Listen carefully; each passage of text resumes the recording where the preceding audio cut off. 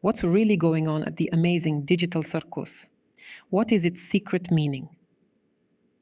I think that from a correct understanding of the meaning of the cartoon, it is easier to imagine the further development of the plot.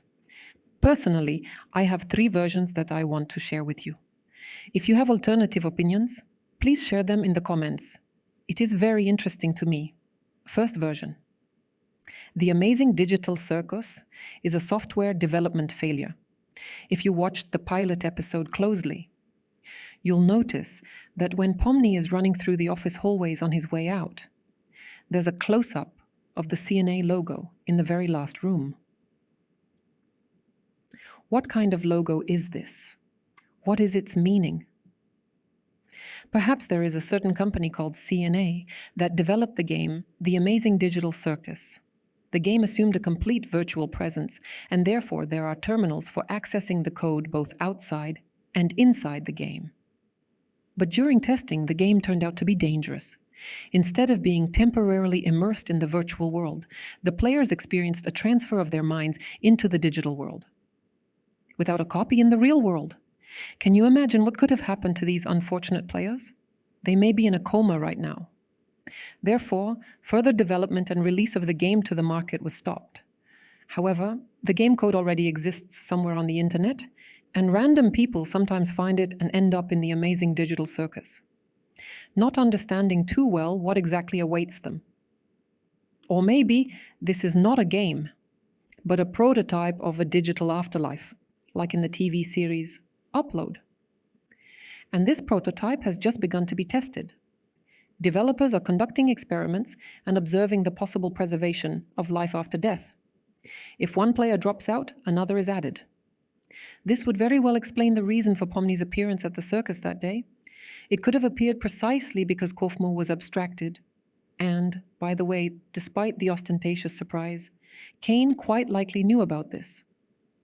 The main problem of testing, regardless of whether it is a game or the afterlife, is the loss of part of a person's memory and personality when transferred to the virtual world. Because of this, the characters don't know what to do in this beautiful place, and Caine has to work very hard to keep them entertained. The second problem is that in the absence of work, study, and the meaning of existence, the person's brain is not busy. The characters have no hobbies or desires to read a book. As expected, they begin to do some soul-searching. But there are no answers to any questions, there are no classes, and the person gradually goes crazy. When he ceases to understand the meaning of what is happening and loses the remnants of consciousness, only template pieces of program code remain from him. He ceases to be an individual and becomes a faceless monster. And all traces of his mind disappear. Second version. Unguided artificial intelligence. The artificial intelligence code developed at SIA has escaped the control of its creators. All 10 developers became the first players and victims of Caine and are already dead. Crossed-out photographs hang on their rooms in the corridor of the circus tent. The current composition of the digital circus is new people whom the AI keeps as animals. Just imagine for a moment how thoughtlessly we sometimes install a bunch of programs for ourselves, not really caring about loading them with work and treating them with care. What if we switch places and the programs begin to perceive us as something faceless and lifeless, like a tool? In some parallel reality, this can be imagined. Some people even have pets for not entirely humane purposes, but as entertainment. What happens if we switch places? And cats will start getting people for themselves, in his apartment without the right to go outside. Life according to a cat's rules. Caine really wants to be friends and be a leader, but lacks emotion and empathy. Therefore, he tries as best he can, but causes pain to his charges. Caine tries again and again, dragging in more and more new people. Caine's penchant for socialization is evidenced by the fact that in the absence of people, he surrounds himself with at least NPCs. Look at Bubble, for example. He's essentially a doggy companion for Caine.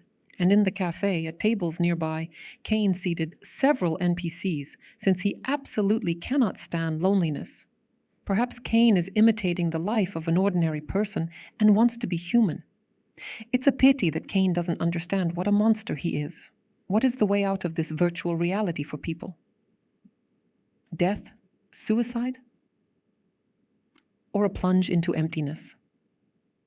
In the story, I Have No Mouth and I Must Scream by Harlan J. Ellison, the only way out for people controlled by AI was death.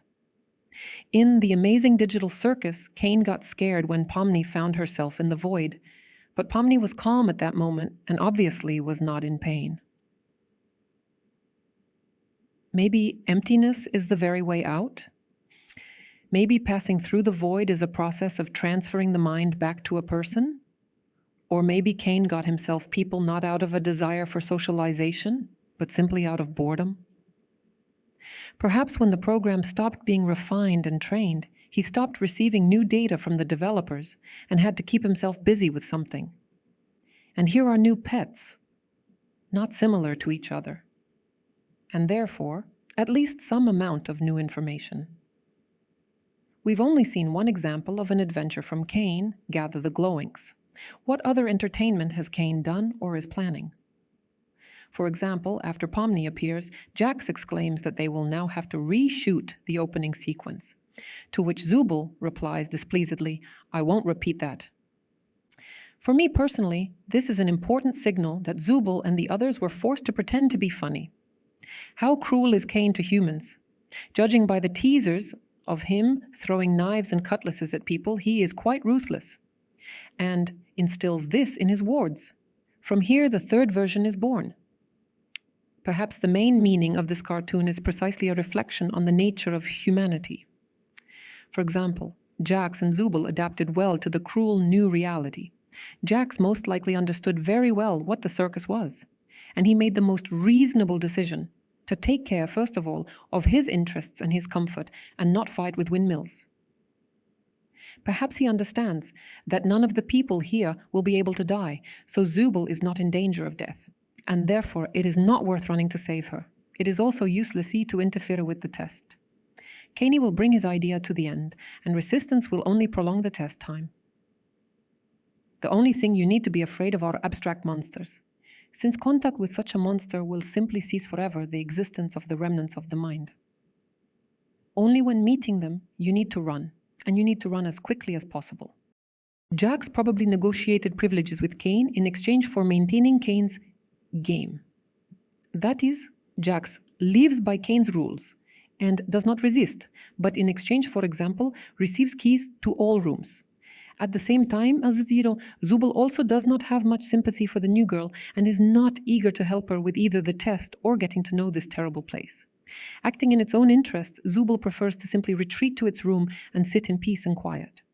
But since she deprives Caine of entertainment, Zubul is forcibly sent to Glowing Queen first. Ragatha is still following the path of cynicism and callousness. At least she already has indifference to Zubul.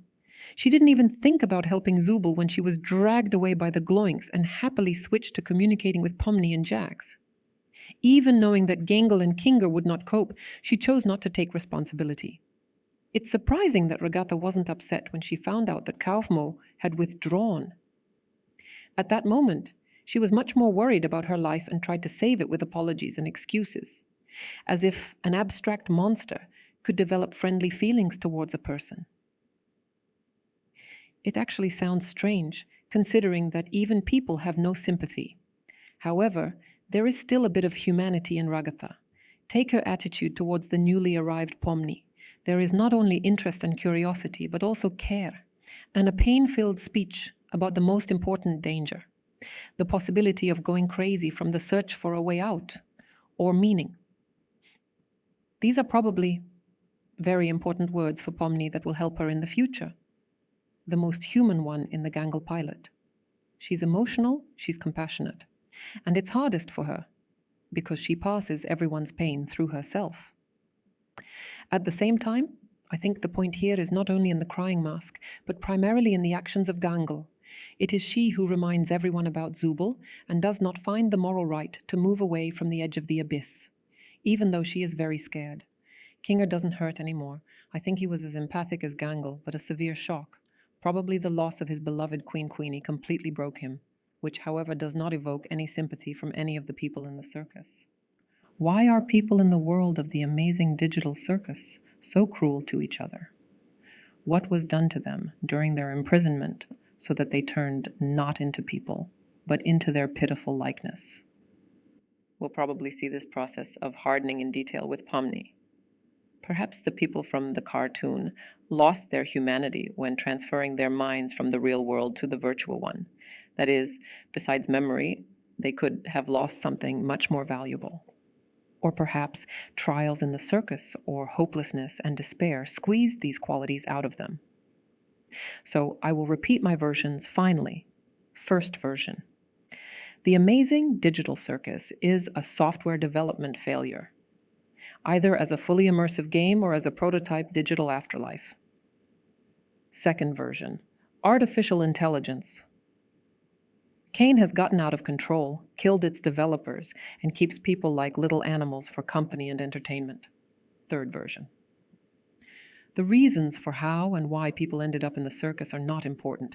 The authors, first of all, want to carefully consider the process of dehumanization and remind us of the importance of empathy and love for our neighbors. If you liked the video, please mark it by subscribing and liking. And I'm waiting in the comments for your versions about the meaning of the cartoon, The Amazing Digital Circus.